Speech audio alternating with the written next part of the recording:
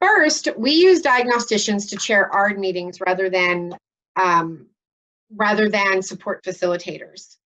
We are the ones as diagnosticians that can best speak to the law as it pertains to special education, specifically least restrictive environment. We have access to continued training and local and state policies and expectations. In Tomball ISD, we have decided to capitalize on the content that was provided by TEA and integrate some of the courses that TEA has provided into our department-wide crosstalk meetings that I mentioned to you earlier. In doing so, our staff have completed TEA-provided courses in things such as contingency planning and compensatory services. And then we've completed quizzes that the district staff have created based on those modules, those learning modules.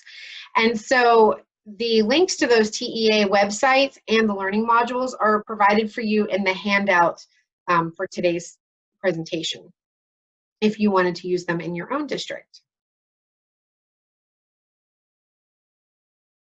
Okay. As the bus driver, one second, make sure. Yes, so as the bus driver in special education decision making, we know that the journey begins with a good comprehensive evaluation. Opportunities such as the ABC meeting and our evaluation writing days are things that Tomball ISD uses to help achieve this. Additionally, each year, we also have funds that are set aside for assessment staff to attend professional development opportunities of their choosing, allowing them to hone in on their own needs, their own needed areas of professional growth. The bus driver won't get passengers where they need to, though, without listening to their passengers. So when we listen, we need to do so with the intent to understand. We need to make sure that we're listening with the intent to understand and not just the intent to respond. I'd like to take a few minutes to listen to this video.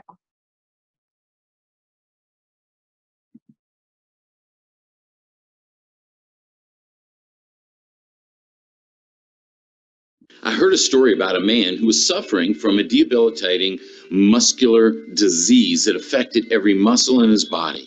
At times, the disease would cause his voice to become nothing more than a faint whisper. This gentleman went to a birthday party for kids in the foster care system, and he struck up a conversation with a 10-year-old girl. As luck would have it, this was a day when his voice was barely audible, making it impossible to hear what he was saying.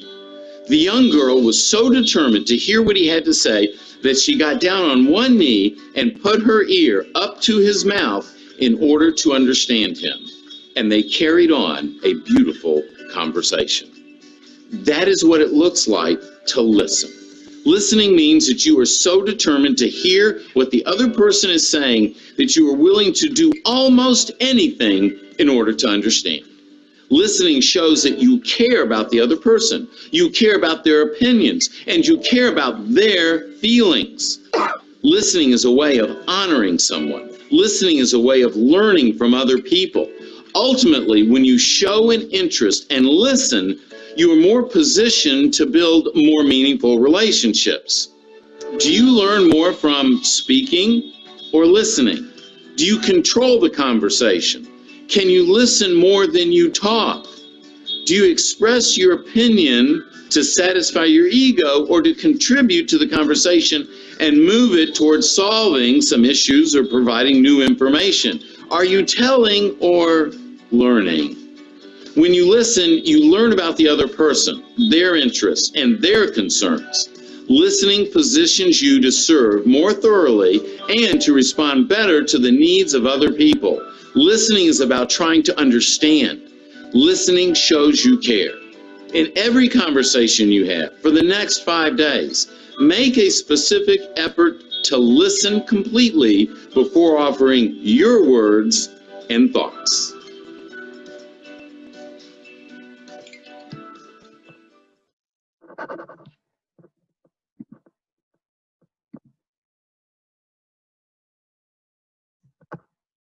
I heard a story.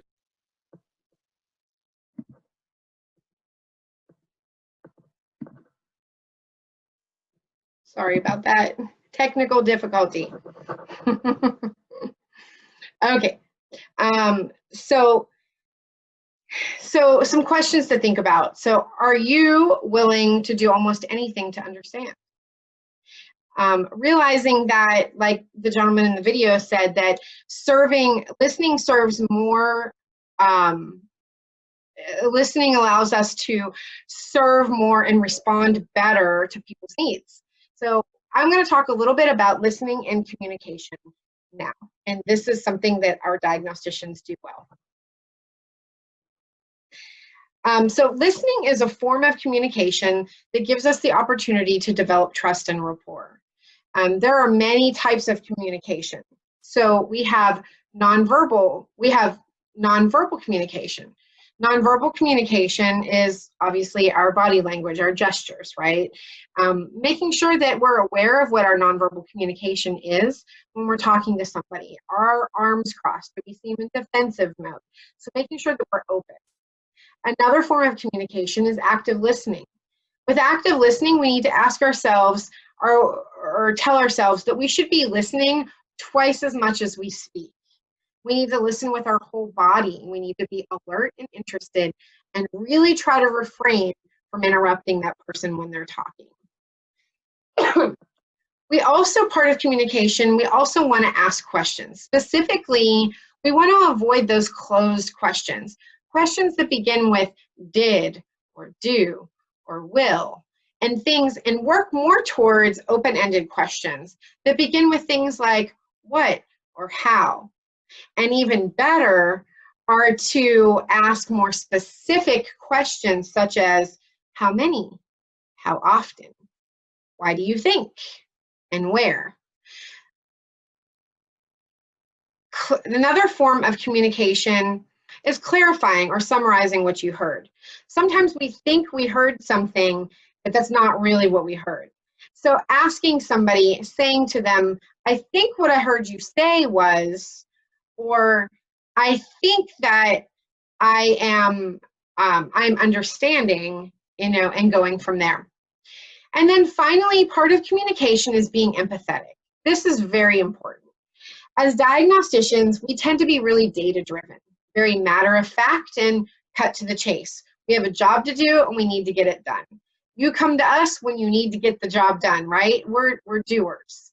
But the process of inclusion is going to require that we're empathetic. One of the foundations of making progress towards greater diversity and inclusion is the ability of understanding what others are going through. One of the mottos I say often to people is that we need to remember that everybody is fighting a battle that we know nothing about.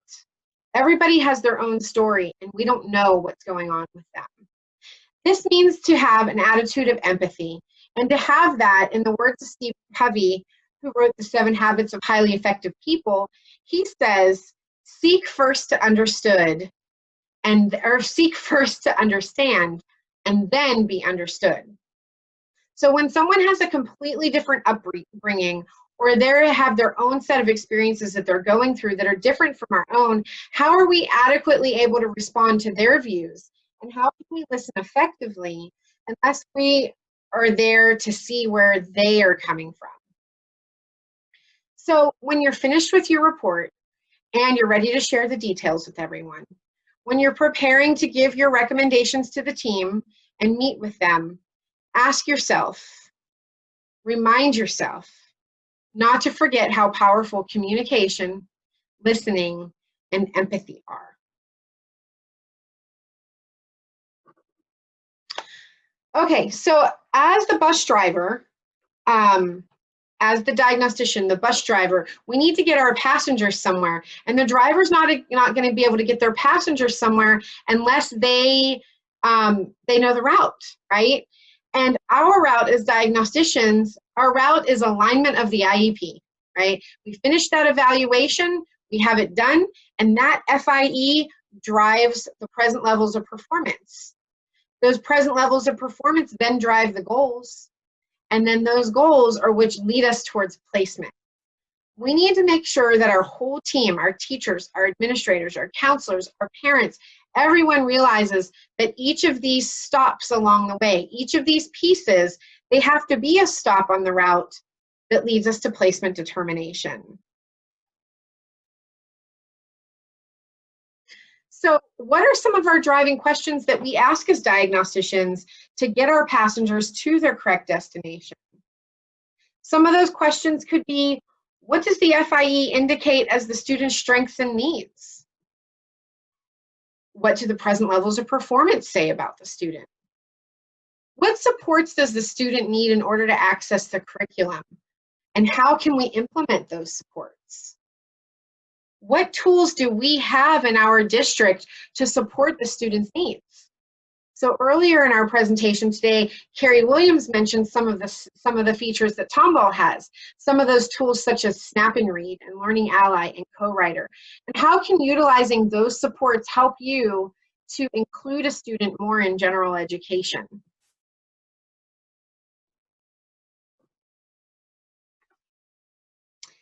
And so today I end with saying that if we listen, if we show empathy, if we communicate appropriately with everybody, I think that what we would find is that a lot of what our staff and what our parents feel a student needs can actually be accessed in the general education classroom. It really does begin with us, though, us driving those conversations, us, the leaders, the drivers of those placement recommendations. So where can we go from here? What's next? When you get back to your campuses, I want you to think about these things. Number one, identify who drives your inclusion and placement discussions at your meetings and on your campuses. Two, identify what supports your district currently has for that person and what can be added. And three, reflect on how you are communicating with and driving your team. Are you actively listening? Are you using appropriate body language? Are you asking open-ended specific questions? And are you being empathetic? I hope that this has helped to show you how important you are as diagnosticians. I hope that this has helped to show you how important the diagnostician role is when it comes to special education inclusion. And I hope that this helps you and your district have higher inclusion rates for your special education students. It was a privilege to be here today. Thank you very much.